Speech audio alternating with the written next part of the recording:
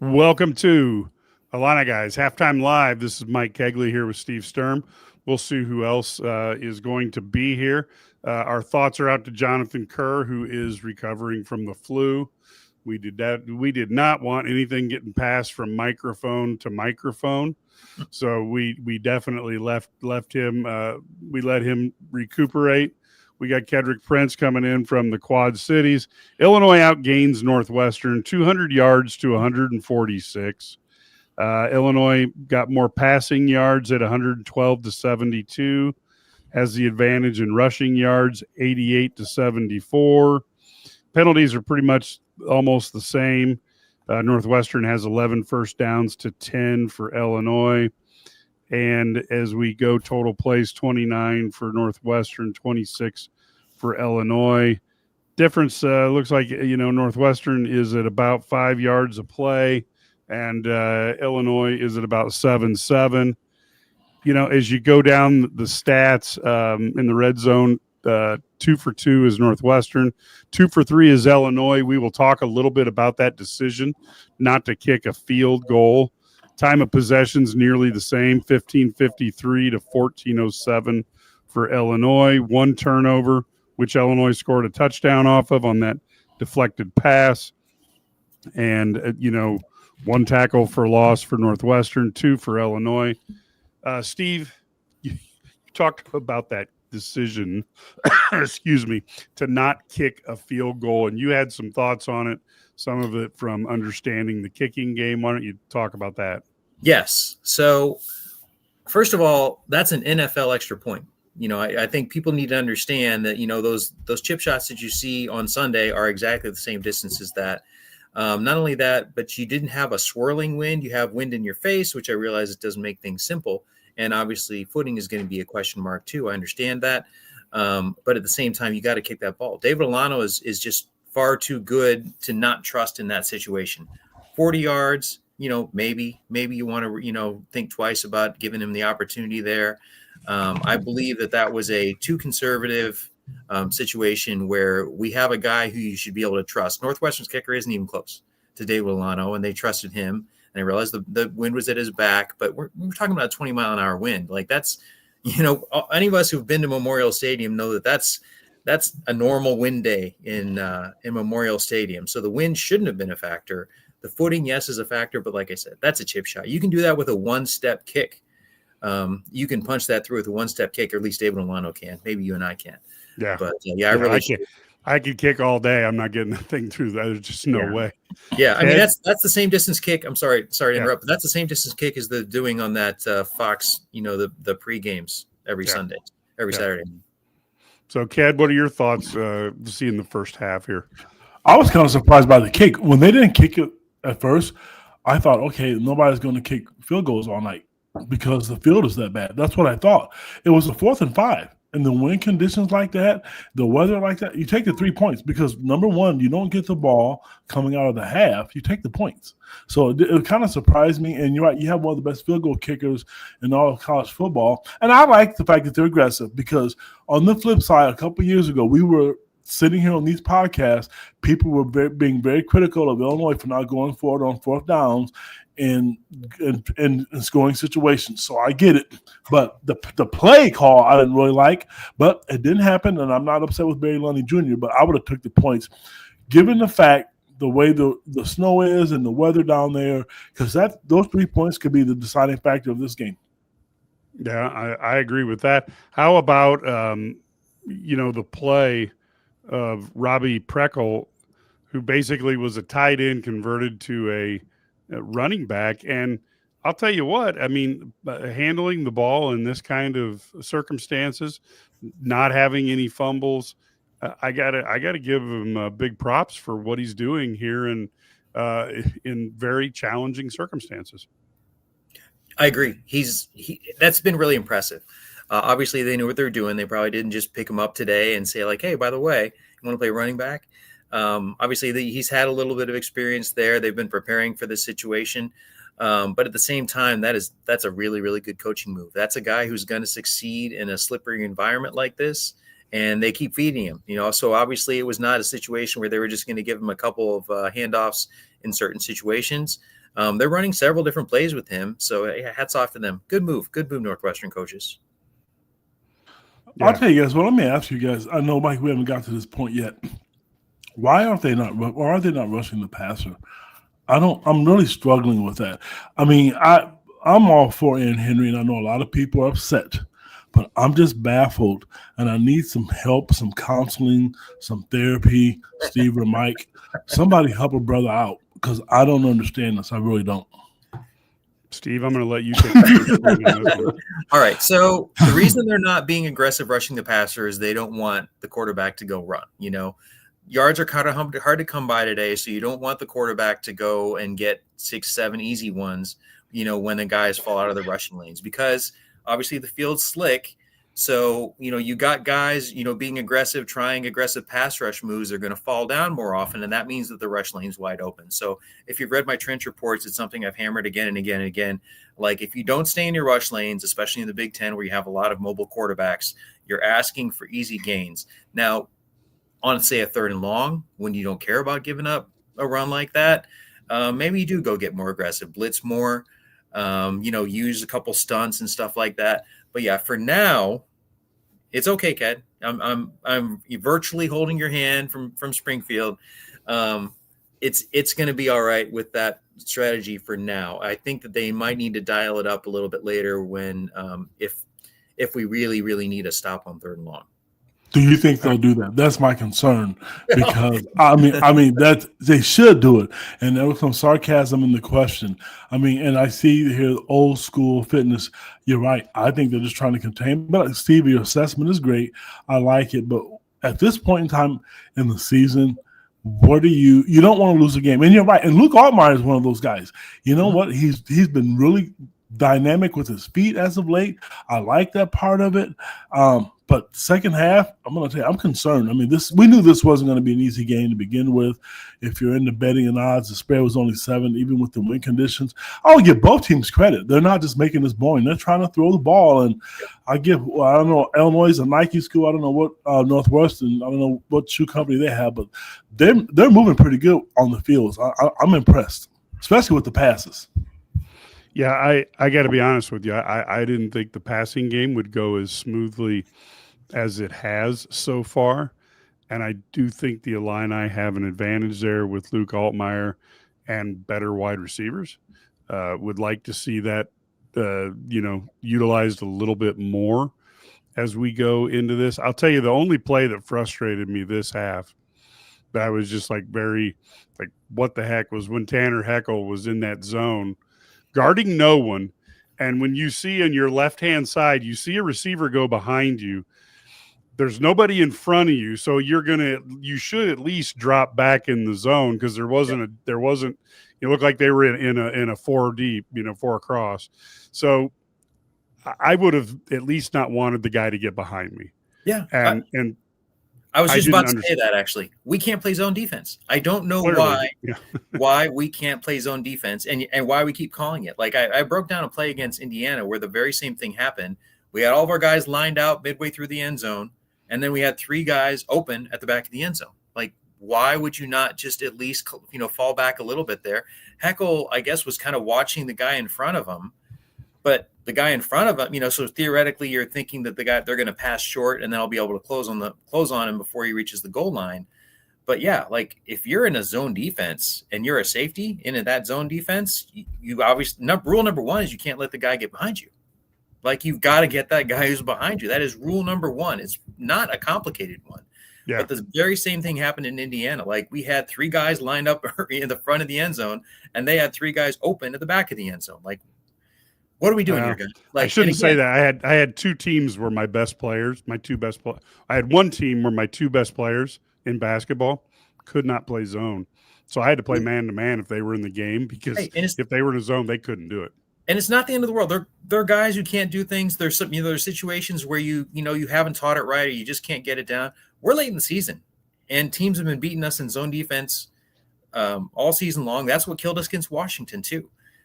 Don't play zone. Like, if you can't play zone, then don't play zone. It's it's not that complicated. Yet I don't know. Yeah, it's not the end of the world. But the not teaching it scares me because it should be able to teach it. This is not like junior high football.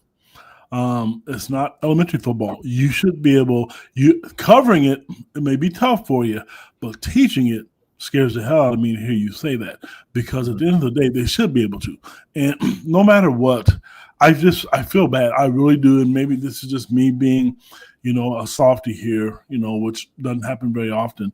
I feel bad for Aaron Henry. I mean, the fans, the media, this is tough.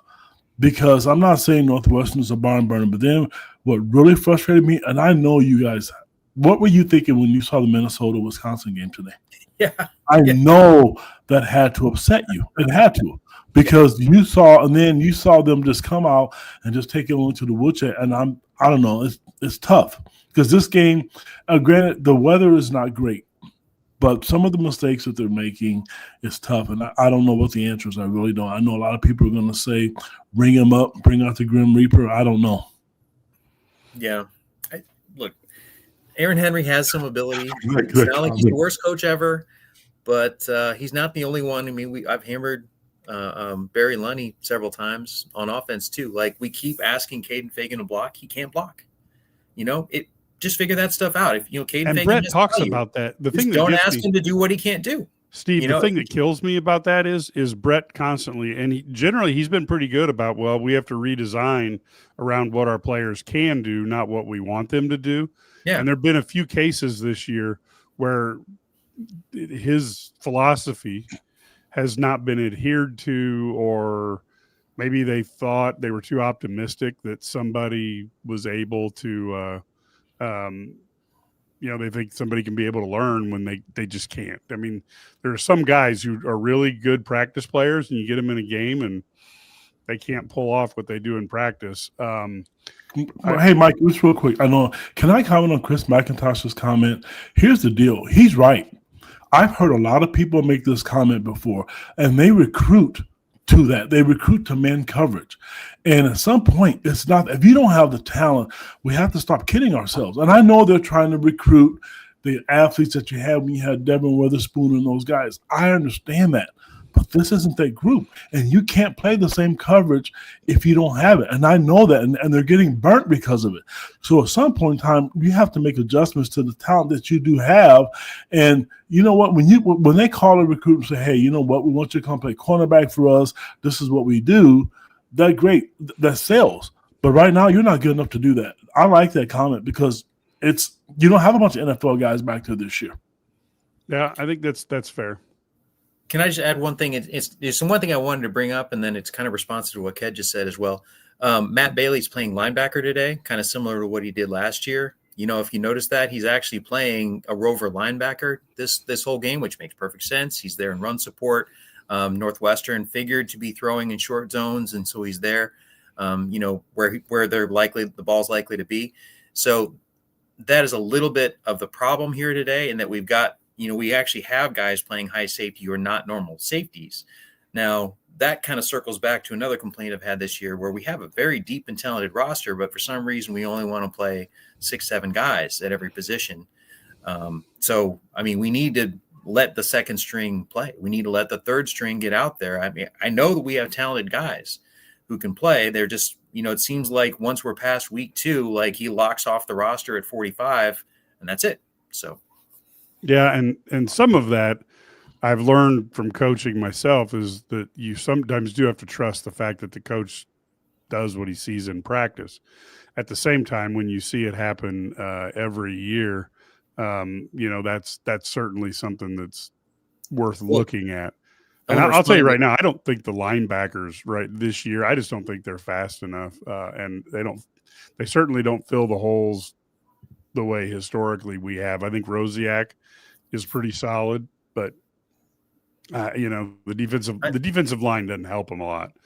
I just want to respond to your and J-Boke, however we say that, their comment. Look, we have 70 extra guys that are not playing this year. There's no way that all of those guys can't play. You tend to assume that a player, a coach wouldn't play, the guys who aren't ready to play. And that's normally a natural assumption. But we've seen Bielema cut off his roster at, say, 40 or 45 every single year. And this year he has a massive roster. And we're still not seeing him rotate other guys in there. There's no way that 70 of those guys can't play. Maybe there's a loyalty, point, but at the same time, those players need to play. I agree with you, Steve. So, yeah, and then if everybody was healthy, certainly this team would be better. There's no doubt. I don't know that I'm certain that they would still be one of the better defenses in the Big Ten. No, their record would be the same. I'm sorry. Yeah. Well, I got to be honest with you. I disagree with that Washington game plan, but I don't know that it would have changed. So, they were just a better team. They were a better team. They didn't put pressure. Nobody could understand that. Then the next week against weaker opponents, against Maryland and Rutgers, they changed their philosophy a little bit. I understand that. Yeah. Yep. Normally you have 85 guys. And the redshirt rules used to be different. 15 of those guys are going to redshirt, and another 10 of them have bad attitudes. Another 10 or 15 of them are hurt. And that's why you ended up with like 45. But that's not the case when you have the massive roster situation we have now. So. Yep. And here comes our resident, doesn't like our head coach, no matter what sport it is. St. Dominic's Rosary is back. We don't like Brad Underwood. We don't like Brett. I do like how the buck stops here, and then you talk to Fitzgerald that he's declaring victory because it was proven that he didn't know about what was going on his team, which is kind of like, hey, man, I have no clue. So I'm a great guy because I have no clue that they were having car washes in the showers. Yeah. Look, as your resident lawyer, just let's all keep in mind that literally nothing was proven. They settled, which means we agreed to not drag this out any further. We agreed not to go to court where a lot of bad things that would come out that would also hurt Northwestern just as much as him. Northwestern didn't prove anything. Fitzgerald didn't prove anything. They agreed to just take the money. But the funny thing is Fitzgerald is out there every day talking about how he didn't know about it happening. And if I'm one of the coaches or one of the ADs, there's no way I want a coach working for me that had no idea that this stuff was going on in his program. He just had to say that. I agree, but I just think what he thinks he has to say is going to make sure he's not ever going to get hired. So anyway, and then here's Whiskey plays 2 freshman linebackers. Hey, look, I'm all for, but we've got some talent on this team.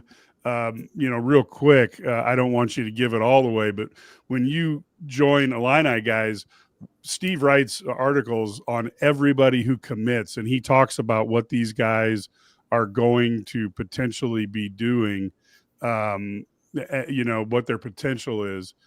We got a couple guys here that may be possibility of starters. Maybe you can kind of brush some hints, and if somebody wants a subscription, they can go in and see what you say about every person.